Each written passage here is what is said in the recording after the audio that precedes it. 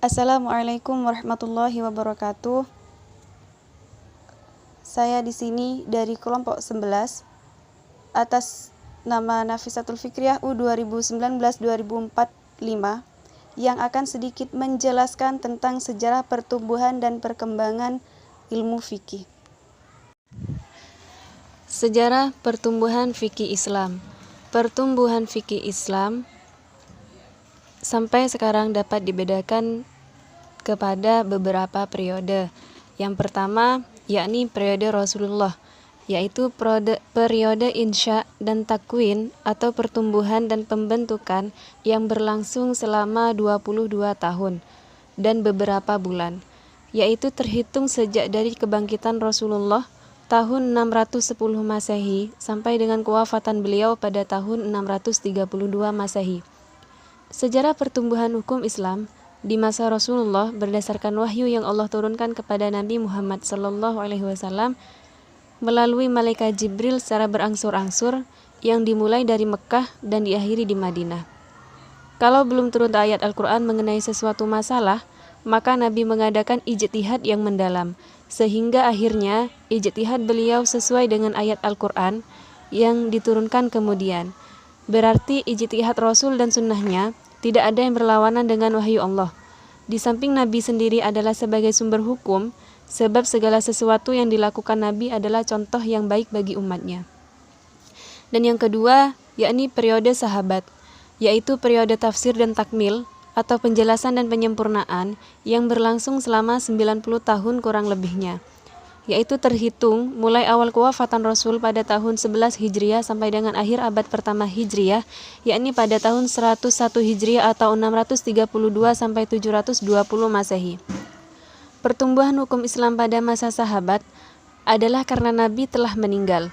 Maka persoalan hukum atau fikih dikembalikan kepada Al-Quran dan sunnah Nabi. Di masa sahabat, para penganut Islam telah bertambah banyak dan daerahnya telah bertambah luas. Pada tempat-tempat yang baru memeluk agama Islam itu terjadi berbagai masalah. Untuk menyelesaikan masalah itu, para sahabat kembali pada Al-Quran dan Sunnah.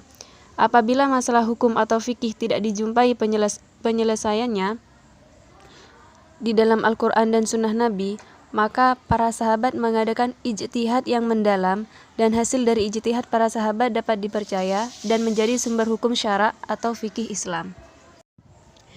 Yang ketiga yakni periode tatwin atau pembukuan dan munculnya para imam mujtahid dan zaman perkembangan serta kedewasaan hukum, yaitu berlangsung selama 250 tahun, yaitu terhitung mulai tahun 100 Hijriah sampai tahun 350 Hijriah atau tahun 720 sampai 961 Masehi.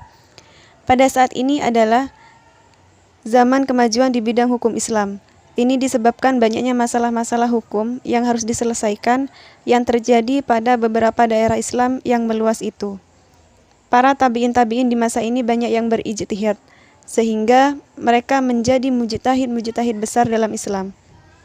Semuanya itu telah menjadi sebuah bagi tumbuhnya suatu golongan ahli dalam ilmu Islam, yang kemudian terkenal dengan sebutan faqih atau lebih dari satu fuqaha, yang mempunyai pengaruh besar dalam perkembangan Islam selanjutnya.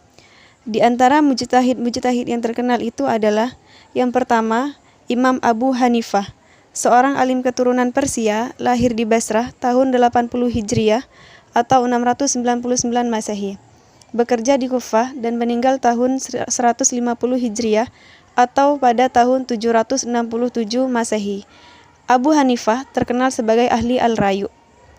Yang kedua, Imam Malik ibnu Anas, lahir di Madinah tahun 93 Hijriah atau 713 Masehi dan meninggal tahun 179 Hijriah.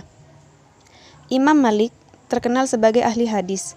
Bukunya yang terkenal atau termasyhur ialah yang bernama Muwatta.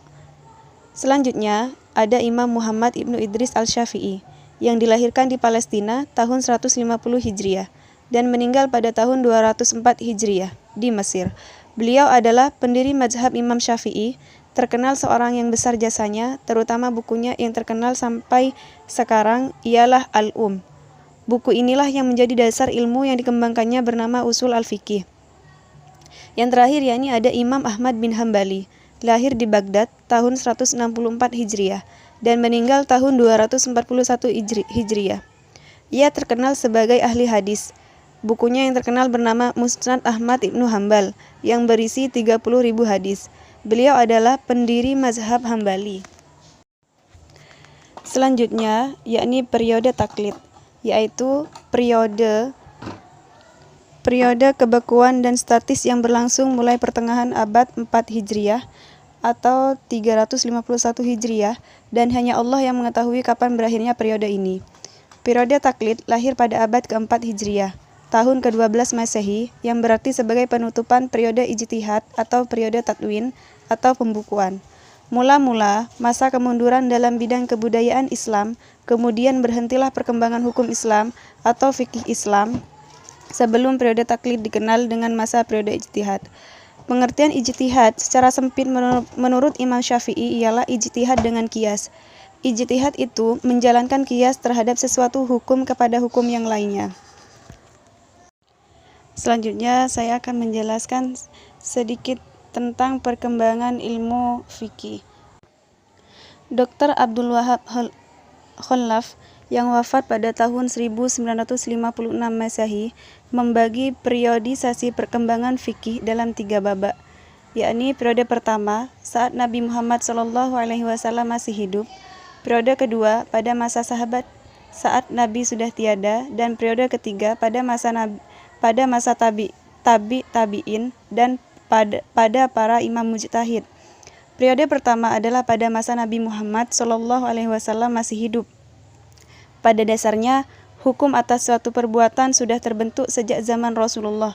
Sejak pertama kali Islam itu hadir, karena Islam sendiri sejak awal sudah bermuatan akidah dan akhlak. Dan hukum atas perbuatan manusia, pada periode ini, Rasulullah lah yang menjadi satu-satunya rujukan fatwa umat Islam. Hukum-hukum fikih saat itu terdiri dari hukum Allah dan Rasulnya dengan acuan Al-Quran dan As-Sunnahnya. Periode berikutnya atau periode kedua adalah pada masa sahabat Nabi. Rasulullah sudah tidak ada. Bagaimanapun problematika sosial akan terus berkembang dan tentu hukum Islam tidak bisa lepas dari hal ini. Pada periode ini banyak persoalan-persoalan agama muncul yang tidak ditemui pada saat Nabi hidup. Dan periode terakhir yakni periode ketiga yaitu periode tabi'in dan pada para imam mujtahid abad kedua dan ketiga Hijriah. Pada periode ini bukan hanya periodisasi yang menjadi faktor perkembangan hukum fikih semakin kompleks, tetapi juga karena semakin luasnya kekuasaan Islam dan banyaknya pemeluk Islam dari penjuru dunia dengan pluralitas sosiokultur dan geografis. Pada periode ketiga ini, hukum-hukum fikih terdiri dari hukum Allah dan Rasulnya, fatwa dan putusan para sahabat, fatwa imam mujtahid dan ijtihad para imam mujtahid. Mungkin cukup sekian penjelasan dari saya tentang sejarah pertumbuhan dan perkembangan ilmu fikih. Sekian dari saya, wabillahi taufiq wal hidayah. Wassalamualaikum warahmatullahi wabarakatuh. I'm an icon, man. And my girl about a 10. I should fuck her in